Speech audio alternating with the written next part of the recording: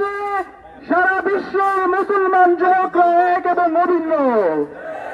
প্রিয় সংগ্রামী ছাত্র জনতা, আপনারা জানেন 1948 সালের পর থেকে ইসরায়েলি আগ্রাসীরা, ইসরায়েলি জাহানিসরা অবৈধভাবে আমাদের ফিলিস্তিনি মুসলমানদের উপর দখলদারিত্ব করে গণহত্যা চালিয়ে আসছে।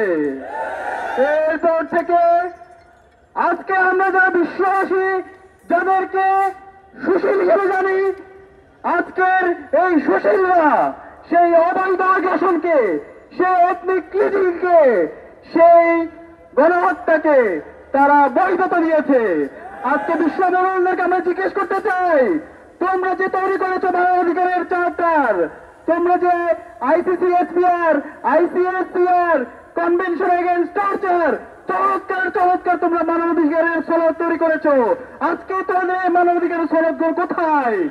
আজকে কি আমরা মুসলমান সে বলে কি তোমাদের বিচারিতা? তোমাদেরকে সতর্ক করতে চাই, সাবধান হয়ে যাও। সারা বিশ্বের মুসলমানরা, আমরা ফিলিস্তিন প্রশ্নে সবাই আমরা ঐক্যবদ্ধ আছি।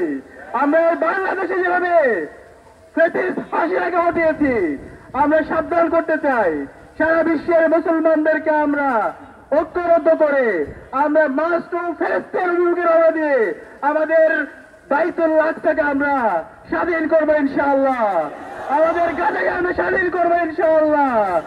আমাদের সেনাপতি, আমাদের সকলের প্রিয় ইয়াহিয়াকে তোমরা শহীদ করেছো, আমাদের শহীদদেরকে তোমরা শহীদ করেছো। আমরা ভয় পাই না, আমরা রক্ত দিতে শিখে গেছি। আমরা বীরের জাতি, আমরা বাংলাদেশের মুসলমানরা সকল আপনার ছাত্র জনতাকে সাথে নিয়ে আমরা সেই লড়াই করতে প্রস্তুত আছি ইনশাআল্লাহ।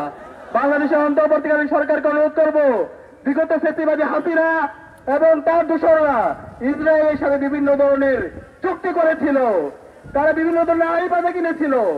অতি সত্বর সকল চুক্তিকে বাতিল করতে হবে। আমাদের ইসরায়েলে যে আমাদের পাসপোর্টের মধ্যে অ্যাকসেপ্ট ইসরায়েল যে উল্লেখ ছিল, সেটি আবার উল্লেখ করতে হবে। আমাদের প্রধান উপদেষ্টার দপ্তর থেকে ফিলিস্তিনের মুসলিমদের পক্ষে প্রেস রিলিজ দিতে হবে। এবং আমরা বলতে চাই সারা বিশ্বের মুসলমানদেরকে, আরব বিশ্বকে, আপনারা মুসলমানদের রক্ত কিভাবে সহ্য করে আসেন, কিভাবে সহ্য করছেন, অতি শীঘ্রই সবাই একত্রিত হন। ফিলিস্তিন প্রশ্নে আমরা সবাই ঐক্যবদ্ধ হবে, লড়াই করি। ইনকিলাব জিন্দাবাদ, ইন্তিফাদা জিন্দাবাদ। আসসালামু আলাইকুম ওয়া রাহমাতুল্লাহ।